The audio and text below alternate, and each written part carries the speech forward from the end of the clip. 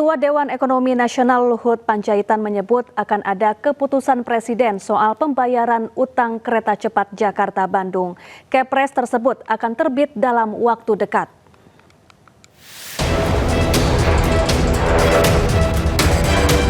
Ketua Dewan Ekonomi Nasional Luhut Binsar Panjaitan mengungkapkan, permasalahan utang proyek kereta cepat Jakarta-Bandung serupa dengan proyek LRT Jabodebek. Luhut telah mengusulkan skema pembayaran utang kereta cepat Jakarta-Bandung kepada CEO Danantara Rosan Ruslani. Bahkan ia percaya diri dalam waktu dekat akan terbit Kepres tentang hal tersebut. Nunggu Kepres saja, ada Kepres dari Presiden mengenai timnya, dan saya sudah koordinasi dengan Pak Rosan, karena dulu saya yang nanganin, jadi supaya berlanjut, saya sudah beritahu Pak Rosan, dan Pak Rosan juga sudah sepakat untuk segera kita tangani bersama-sama. Nanti kita lihatlah, sama dengan LRT mungkin ada gap-nya itu berapa triliun, nanti dari situ kita cicil, sehingga dengan itu nanti bisa jalan. Tapi ingat ya, tidak ada public transportasi itu di dunia ini yang menguntungkan. Selalu banyak subsidi pemerintah, tapi tentu harus subsidi yang betul-betul terukur. Di sisi lain, mantan Menko Polhukam Mahfud MD menilai ada dugaan markup dalam proyek kereta cepat Jakarta-Bandung. Padahal saat itu banyak pihak yang menolak pembangunan proyek kereta cepat. Hal itu bisa menjadi celah untuk mengungkap dugaan pelanggaran hukum terjadi pada proyek ambisius era Jokowi tersebut. Nah sekarang kita tidak mampu bayar. Ketika mau dipindah ke Cina ini, Pak Yonan, Ignatius Jonan, Menteri Perhubungan waktu itu, menyatakan tidak setuju. Pak, ini tidak visible. Kata Pak Yonan. Kata Pak Yonan. Pak Yonannya dipecat. Diganti kan? Sudah itu dia manggil ahli. Namanya Agus Pambagio. Presiden manggil nih. Pak Jokowi? Iya Pak Jokowi. Sesudah mecat Jonan, dia ditanya, Pak Agus gimana ini? Pak, ini tidak visible. Rugi negara. Ini menurut Agus? Menurut Agus Pambagio. Yang Bapak tonton yang saya tonton itu. Rugi negara. Ini atas ide siapa? Kata Agus. Kok bisa dari Jepang pindah ke situ dan biayanya besar? Atas ide saya, kata Jokowi. Kata Presiden, atas ide saya sendiri, gitu. PT KCIC Kereta Cepat Jakarta-Bandung menyisakan utang dengan jumlah fantastis. Jumlah hutang yang ditinggalkan bernilai fantastis yaitu 116 triliun rupiah. Dari Jakarta, Tim Liputan iNews melaporkan. Sementara itu, Presiden ke-7 RI Joko Widodo melengos saat dimintai tanggapan terkait beban utang proyek kereta cepat Wush yang mencapai triliunan rupiah. Jokowi enggan berkomentar dan memilih balik badan. Ya, hari Jumat lalu saat menghadiri Dies Natalis Fakultas Kehutanan UGM Yogyakarta, Presiden ke-7 RI Joko Widodo ditanya terkait kereta cepat Wush.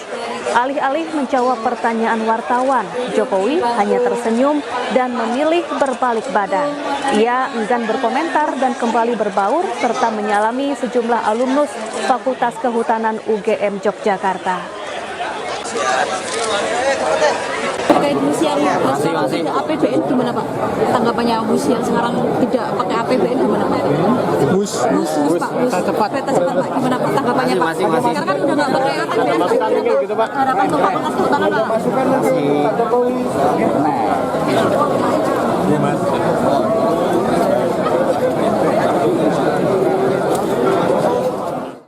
Kita beralih ke informasi lain pemirsa. Menko Polhukam 2019-2024 Mahfud MD minta KPK tidak pasif usut dugaan korupsi Wush.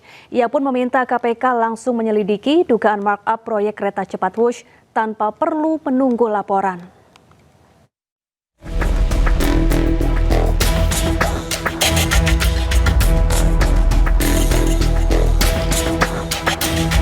Komisi Pemberantasan Korupsi minta Mahfud MD mantan Menko Polhukam membuat laporan terkait dugaan markup proyek kereta cepat Jakarta-Bandung yang disampaikan Mahfud dalam podcast di akun YouTube-nya. Terkait hal itu, Mahfud MD menilai KPK seharusnya bisa langsung memeriksa dugaan kasus tersebut tanpa adanya laporan. Mahfud juga meminta KPK memanggil ekonom senior Antoni Budiawan sebab dialah yang sampaikan dugaan markup dalam proyek Wush.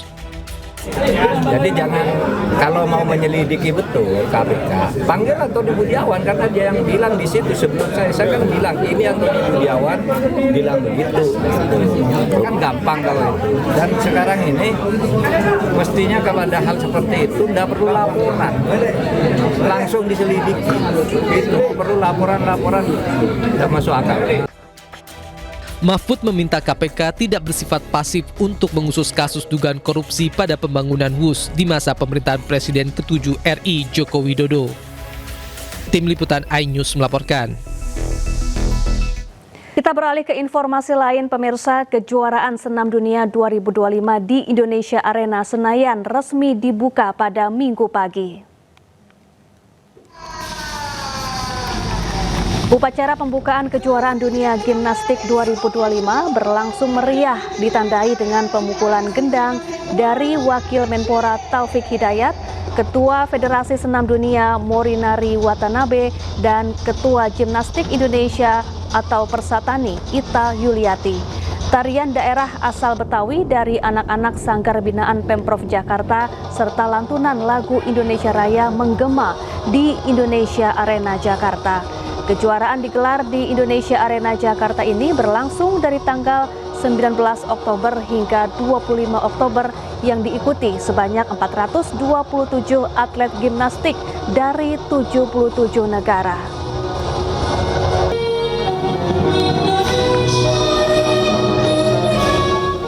Ya, untuk mengetahui informasi dan situasi terkini, kita sudah bergabung dengan rekan Naura Syafikah di Indonesia Arena, kawasan Gelora Bung Karno, Senayan, Jakarta. Selamat siang, Naura. Ya, bagaimana keseruan pertandingan di hari pertama ini? Ya, selamat siang Syafa dan juga pemirsa. Pada hari ini baru saja diselesaikan opening ceremony dari Artistic World Gymnastic Championship 2025 di Indonesia Arena Jakarta, dan pada hari ini juga sudah diikuti dari beberapa negara, di mana total atlet yang ikut pertandingan gimnastik ini ada 427. Dan pada pagi hari dimulai pada pukul 9 waktu Indonesia Barat, opening ceremony dimulai dengan adanya speech dari Presiden FIG atau Federasi Indonesia Gimnastik, kemudian juga diikuti dengan adanya momen tribut kepada almarhum Naufal, salah satu atlet gimnastik yang berpulang ke rahmatullah pada beberapa bulan yang lalu, dan juga diikuti dengan adanya speech dari FIG atau Federation International Gymnastics. Dan pada saat ini pada pukul 10 waktu Indonesia Barat tadi sudah dimulai untuk pertandingan pada hari pertama, di mana saat ini diikuti dari Division 1, di mana ini dari atlet putra, dan saat ini sedang berlangsung pertandingan dari negara Jamaika dan juga Malaysia, dan nantinya akan dilanjutkan hingga malam hari dari Subdivision 1 maksud kami. Dan juga untuk atlet putra dari Indonesia akan bertanding esok hari di hari Senin 20 Oktober mendatang dari Subdivision 7, dan juga diikuti dengan atlet perempuan Indonesia juga yang akan bertanding. Dan diharapkan juga dengan adanya Indonesia sebagai tuan rumah dari kejuaraan gimnastik ini, juga pasti berharap dengan adanya atlet-atlet gimnastik yang bertanding pada kejuaraan ini dapat memberikan dan juga mengharumkan nama Indonesia. Sementara itu, Syafa. Baik, terima kasih Naura Syafikah langsung dari Indonesia Arena Senayan, Jakarta, dan selamat bertugas kembali. Pemirsa, Presiden Prabowo Subianto merayakan ulang tahun ke-74 di Kompleks Istana Kepresidenan Jakarta. Melalui akun media sosial Instagram, Presiden Prabowo Subianto membagikan momen perayaan sederhana yang dihadiri orang terdekatnya, putra sematawayang Didit Hadi Prasetyo, dan ada pula Titik Soeharto. Selain itu, sejumlah pejabat juga hadir, mulai dari Wakil Presiden Gibran Rakabuming Raka, Menteri Sekretaris Negara Prasetyo Hadi, Sekretaris Kabinet Teddy Indrawijaya, hingga utusan khusus Presiden bidang pembinaan generasi muda dan pekerja seni Raffi Ahmad. Prabowo mengucapkan terima kasih atas segala ucapan, doa, dan harapan yang telah diberikan di hari ulang tahun. Ia pun mengungkap rasa syukur tersebut menjadi sumber semangat dan kekuatan untuk terus mengabdi kepada bangsa, negara, dan seluruh rakyat Indonesia.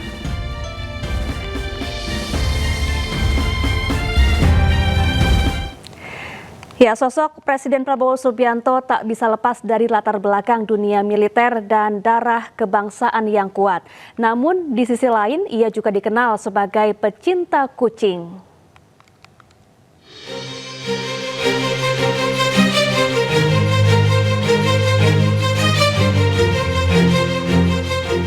Presiden Prabowo yang lahir pada 17 Oktober 1951 menghabiskan masa kecil di sejumlah negara mengikuti ayahnya Sumitro Joyo Hadikusumo.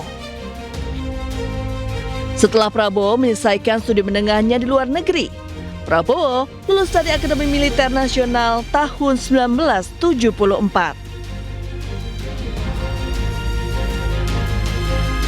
Prabowo memiliki darah kebangsaan yang kuat.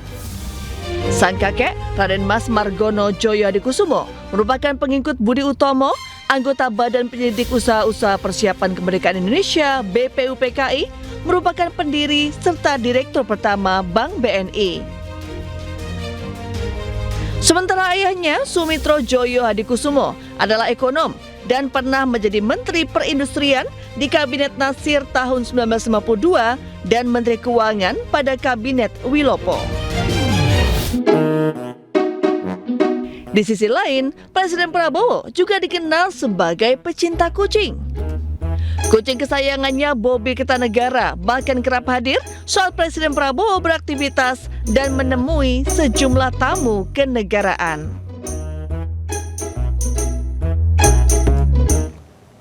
Ya, 1 tahun pemerintahannya, Presiden Prabowo Subianto mengimbau anggota Kabinet Merah Putih agar bekerja dengan benar. Ia tidak segan untuk mengganti jika peringatannya tidak diindahkan. Presiden Prabowo Subianto menghadiri sidang Senat pengukuhan mahasiswa baru sekaligus wisuda sarjana di UKRI, Bandung, Jawa Barat. Dalam kesempatan ini, ia mengapresiasi jajaran kabinetnya yang bekerja dengan sungguh-sungguh dan jujur. Namun Presiden ke-8 RI ini menegaskan akan menindak para menteri yang masih nakal. Prabowo juga menegaskan tidak akan takut dengan ancaman-ancaman pihak yang tidak senang dirinya menindak para koruptor. Boleh tanya menteri-menteri dan anak buah saya. Kadang-kadang mereka minta, kami punya anggaran ini Pak, berapa kau butuh? Saya butuh 5T, saya kasih 10. Bayangkan kapan ada presiden kayak begitu itu. Karena anak buah saya hebat-hebat. Ya. Kalau ada 1-2 nakal, saya peringati. Ya kan? 1 kali peringatan, masih nakal, masih nggak mau dengar, 2 kali peringatan, 3 kali apa boleh buat? Reshuffle, harus diganti. Karena demi negara, bangsa dan rakyat tidak boleh ada rasa kasihan. Yang kasihan rakyat Indonesia.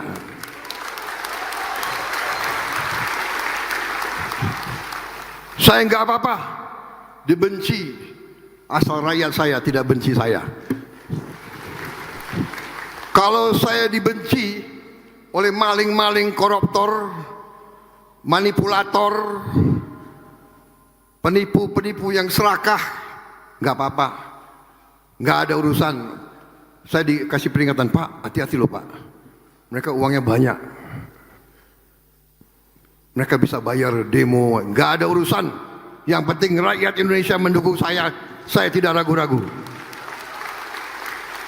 Saya tidak ragu-ragu, saya akan hadapi koruptor-koruptor dan maling-maling, saya hadapi bersama saudara-saudara. Saya yakin rakyat Indonesia di belakang saya percaya itu.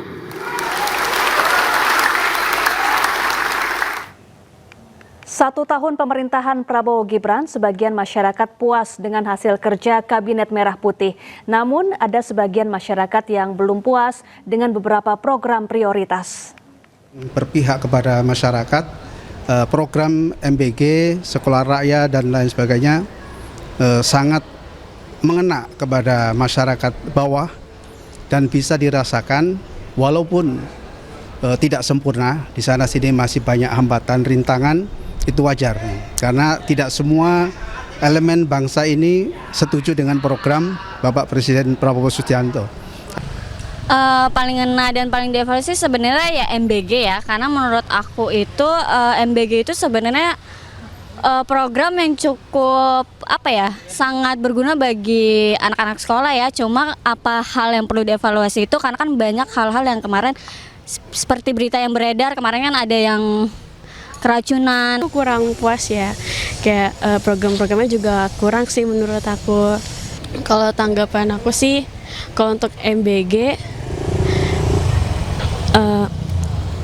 tingkatin lagi. Terus kalau untuk kayak korupsi gitu sih, mending diberantasi gitu. Saya bersumpah akan memenuhi kewajiban Presiden Republik Indonesia dengan sebaik-baiknya. Pengeluaran yang mubazir, pengeluaran yang alasan untuk nyolong, saya ingin dihentikan, dibersihkan.